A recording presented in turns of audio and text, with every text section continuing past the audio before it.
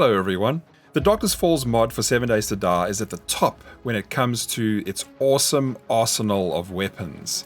There are 4 main weapon categories. The general tree of weapons consists first of your conventional melee weapons and guns. Then the next stage is your coil guns, where there are no melee weapons in the coil category. However, Kane says that the titanium melee weapons are supposed to fit into this role. Then the laser technology as the last tier. However, sitting among these 3 categories is our 4th final category and the object of this video, the legendary weapons.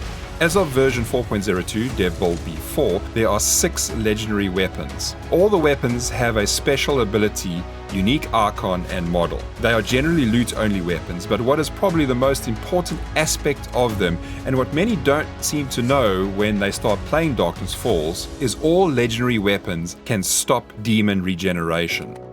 In the past, the ability to put a hold on a demon's regeneration was unique to the laser weapons. However, a single shot or a hit from a legendary weapon can achieve the same effect as the laser. Kane says that from a damage perspective, legendary weapons generally fit into the area around the coil and laser weapon area. So, they are certainly not too shabby. By the way, just as a side, there are 3 unique weapons. There's Taza's axe, Taza's spear, and Taza's bow. These will randomly double your damage for a few seconds, but they are not considered legendary, so don't go attacking a demon with them if you want to try and stop their health regeneration. Actually, don't go attacking a demon at all with them. First up, we have Erik's hammer. This baby has a built-in NARCAD battery. The catch is it only works in the day, so hitting zombies with this little hammer during the day will have a 75% chance to shock a zombie, which is a very, very generous percentage. Doing this at night, you will not get the shock advantage. It is going to make no difference how many times you hit them at night, they're not going to get shocked. However, this is not necessarily where you decide to swap weapons, as Erik's hammer holds its own when it comes to damage. Generally, it has a higher damage and lower stamina use than the titanium and power hammers of the same level. You could also add a NARCAD mod to the hammer, so it will give you a lower chance to shock at night, but hey, it will shock every now and then in the evening. So if you're going to choose a hammer, I would definitely suggest Erik's silver hammer. Second on the list is the weapon that complements Erik's hammer, Black Sky. This handgun takes the .44 Magnum ammo and does extra damage at night. You can quite easily see this. If you look at the weapon damage during the day, it will indicate what it is, and at night, this number will increase substantially. Shooting your non-armored zombies in the head at night will most likely put them to sleep with a single shot. It is just so satisfying. Adding mods to this makes this a really wonderful handgun. It has a great range when compared to most other handguns. Unfortunately, you may as well move to coil and laser guns, as they will usually outperform the Black Sky in range and DPS. So, if you do find it and you want a worthy handgun until mid-game, go for it.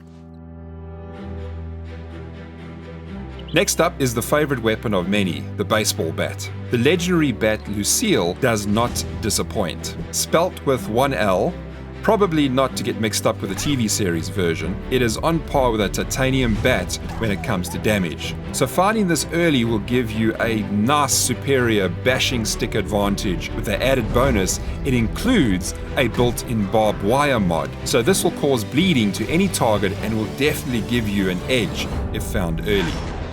Ash's chainsaw comes next. It contains double the amount of gas capacity than a titanium chainsaw starts with. Add a fuel tank mod, and this baby can take 1600 gas, which makes reloading its fuel few and far between. Its unique perk is it cuts fast and kills fast. Unlike the standard and titanium chainsaws, which are for resources only, Ash's chainsaw does well to also chop up zombies. Facing a few zombies, you can quickly jump in between and switch between advancing targets, and with a large fuel tank, it just keeps on giving. Oh, I nearly forgot, it also cuts trees pretty well. Now we bring in Master Sergeant Porkins' shotgun. It stands in a similar zone as the auto shotgun and coil shotgun.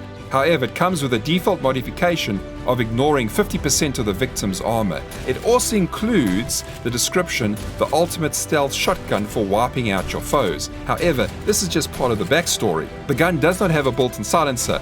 Do not misunderstand that description. The person that Kane named the weapon after used to claim he would go into a POI stealthily, but then would let rip with his shotgun. Finally, we have the most recent addition, Jason's Machete, the only model that is actually not unique and is currently still looking like the scrap Machete, but then again, maybe it's supposed to. With knives and bladed weapons being so awesome to use in Darkness Falls, Jason's Machete comes in immediately at a titanium machete level. Like Porkins' shotgun, it ignores 50% of the armor, so this little needle does some serious damage to zombies. Honestly, if you're using knives and machetes and you find one of these, I would seriously consider keeping this for a long time. Maybe only surpassed by the laser sword, or if you actually get a laser battery mod and put it into a titanium knife or machete, then give it up. Jason's Machete is fun to play with, and as you upgrade your action skills will become even more brutal. As mentioned, all the legendary weapons have one thing in common. They stop demonic zombie regeneration.